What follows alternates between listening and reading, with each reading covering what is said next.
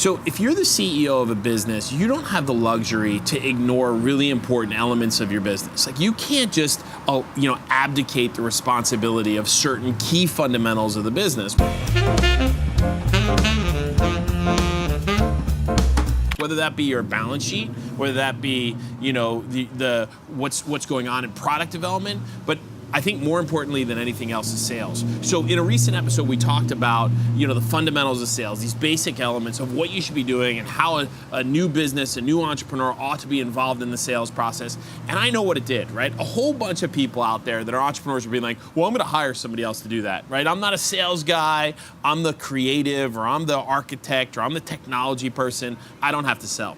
Let me explain to you, you are 100% wrong. Because even if you're not actually the person who on a day-to-day basis selling it, you're gonna be responsible for creating the expectations and the accountability around the selling. And so you have to master selling. You have to master prospecting. You have to understand how to present your value proposition, how to have a dialogue, how to have a conversation. And so don't just ignore it. Like if you ignore this, trust me, your business will never reach its full potential.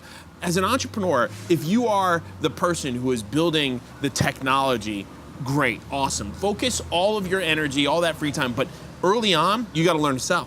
You gotta go out there in the field. You gotta go out there in the trenches and understand what are your salespeople facing? What are the challenges? What are the consumer issues that are facing? Be the person who is engaging that prospect, do the discovery, understand what it is to build a race, and by the way, then you won't be so pissed off that you got to pay them a lot of money, because sales is the tough part, right? I mean, again, coming up with ideas, that in and of itself is, where the creativity and the genius is, seeing the opportunity in the market.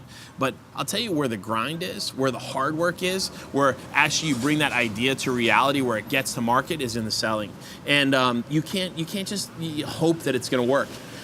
The vast majority of businesses that think that they're going to go out and hire some superstar sales guy to come in and bring them to the promised land end up failing.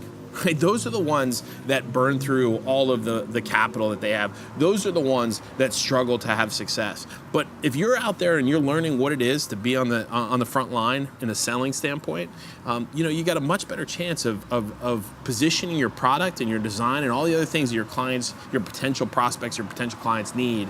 You got a better chance of nailing it. And don't abdicate it. You've got to master it. I'm not saying you have to do it forever, but you got to master it. You got to know what it is. And so go pick up a book and go try it and go learn and go out there and get dirty and murky and get out there with salespeople. And don't let it get so far away from you either. The other challenge you have is you have CEOs and owners of businesses that sit in their ivory tower, and they get focused on doing the things that they love to do as opposed to the things that they need to make sure that they understand. Stay in the trenches, stay dirty. Don't allow it to escape you, because what'll happen is you'll be nostalgic about the way things once were, and what'll happen is you'll miss the way things are today. And that's why businesses have this arc of success, right? I think the average Fortune 500 company only stays on the Fortune 500 list now 7 years. That's a scary realization, right? You see a unicorn explode up in growth and then they fall off because the market changes. And the only people that really see that change are the salespeople. So go out and sell something.